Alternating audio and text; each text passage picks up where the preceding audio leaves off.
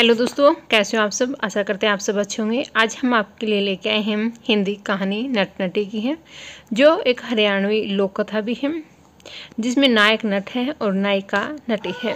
एक समय की बात थी, उसमें राजा महेंद्रगढ़ में राजा सोमदेव राज करते थे। उनके राज्य में गजानन नाम का एक ज्ञानी पंडित रहता था। वह प्रति भोर होने पर पूजा अर्चना के बाद राज्य भवन जाता, वहाँ राज्य के मस्तक पर चंदन का तिलक लगाता और राज्य की ग्रह दशा पर चर्चा करता था। बचपन में राजा सोमदेव की जादू के खेलों में रुचि थी और वे स्वयं भी थोड़ा बहुत जो जादू है वो जानते थे। वे अपने कद को छोटा करके लोटे की नली से बाहर निकल आते और यह राजा का प्रिय खेल था। राजा रोज पंडित को यह खेल दिखाता और पंडित राजा की प्रशंसा के पुल बांध देता था।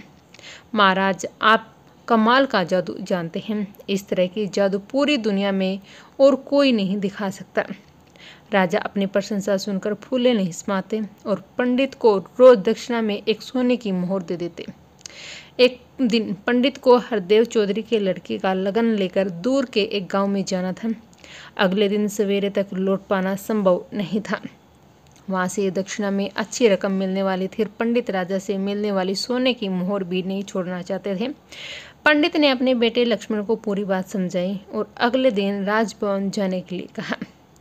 लक्ष्मण बड़ा खुश था, बार बार मन में दोहराता रहा कि कल कैसे राजा को तिलक लगाऊं, कैसे राजा की प्रशंसा करूं। पूरी रात इन्हीं ख्यालों में कट गई। अगले दिन वह पिता के बताए तरीके से धोती कुर्ता पहनकर टोपी लगाकर राजभवन पहुंच गया। राजा रोज की तरह बगीचे में झूले पर बैठे थे। लक्ष्मण को आते देखकर पूछा, क्यों गजानन, पंडित जी नहीं आए?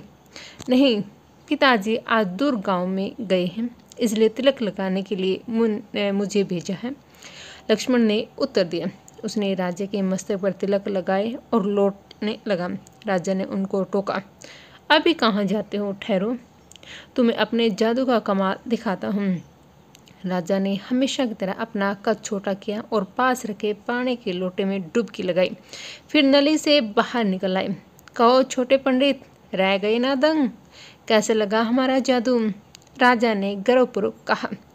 लक्ष्मण को अपने पिता की बात याद नहीं रही। उसने राज्य की प्रशंसा करने की अपेक्षा कहा, इसमें क्या बड़ी बात है, थोड़ा सीख लेने पर कोई भी कर सकता है।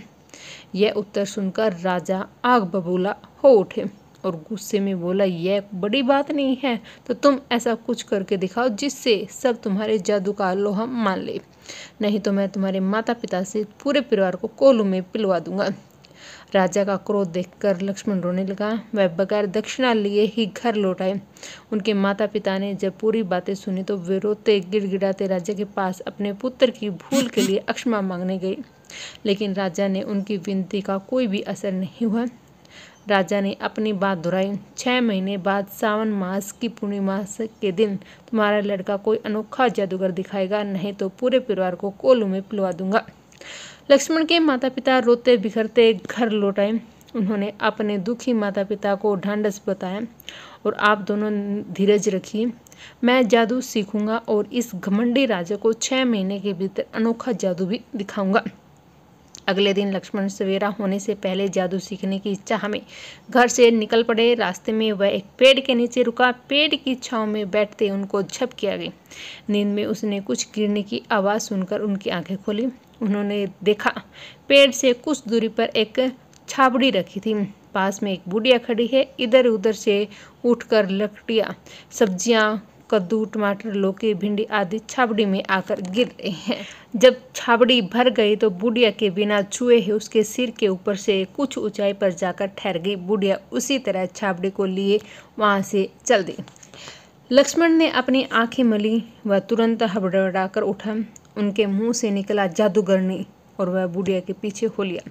बुढ़िया थोड़ी दूर जाने के बाद हरे रंग के एक दीवार के पास रुकी। उन्होंने दीवार को हाथ से धकेला और भीतर घुस गई।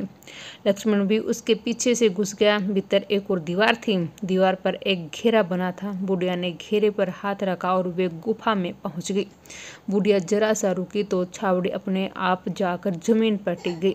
अब बुढ़िया की नज़र लक्ष्मण पर रुकी थी। उन्होंने कटक कर पूछा, कौन है तुम, यहाँ कैसे घुस आई है।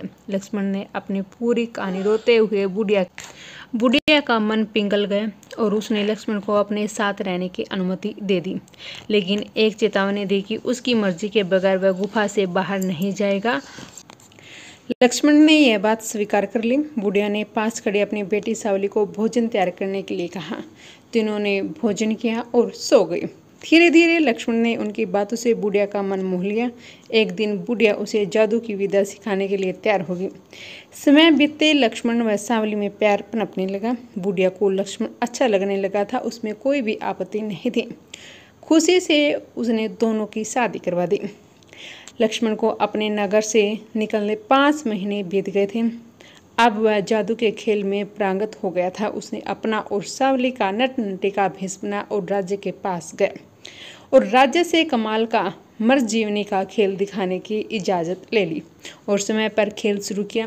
लक्ष्मण और सावली नट-नटी के भेष में मैदान में आए। जनता के बीच घेरे उन्होंने एक चक्कर लगाया और सबने तालियों से उसका स्वागत किया। नट बने लक्ष्मण ने सूत का एक गोला आकाश की तरफ उछाला। आकाश और धरती के बीच धागे का एक पुल बन गया।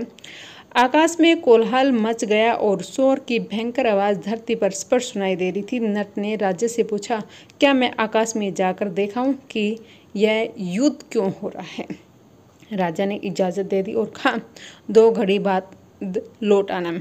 यहाँ सब तुम्हारी मर्जीवनी कमाल देखने के लिए बैठे हैं। जी महाराज जी, नट ने कहा, लेकिन मुझे अपनी पत्नी की चिंता है, वह या किसी को नहीं जानती। तुम्हारी पत्नी की सुरक्षा का जिम्मा हमारा है। राजा ने कहा। राजा की आज्ञा से नट लटके हुए धागे के सहारे आकाश में चढ़ने लगा। धीरे धीरे वह जमीन से दिखाई देना बंद हो गया।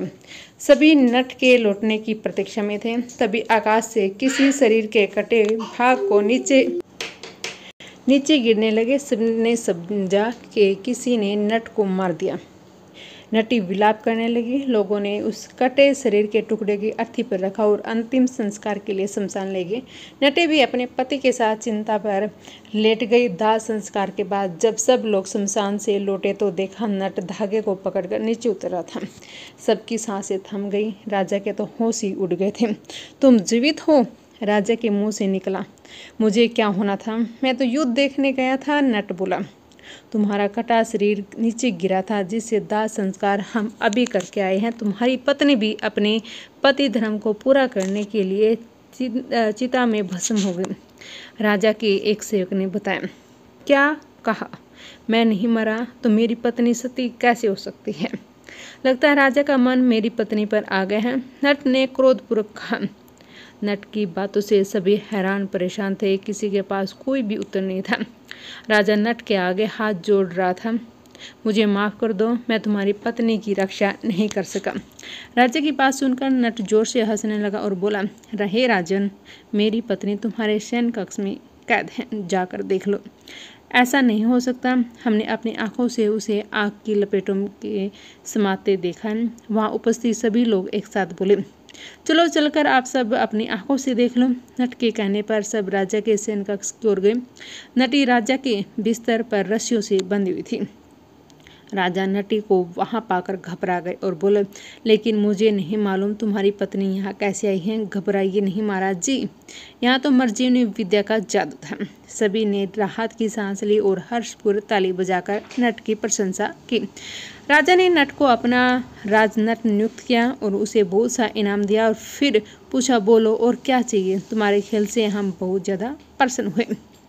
तब दोस्तों नट ने अपनी नकली बाल ढाडी मूछें हटाई, चेहरे पर लगा रंग पोछा और कहा, राजन, मैं गजानन पंडित का बेटा लक्ष्मण हूँ। मैंने 6 माह में आपकी विशेष जादू दिखाने की शर्त को पूरा कर दिया।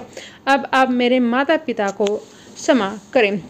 राजा की आंखें छलकला गई। उन्होंने लक्ष्मण को गले से लगाया और बोले, तुम्हारे माता पिता धन्य हैं जिन्हें तुम जैसा पुत्र मिला है। आज मैं तुम्हें राजा नट और तुम्हारे पिता राजा पंडित हुए।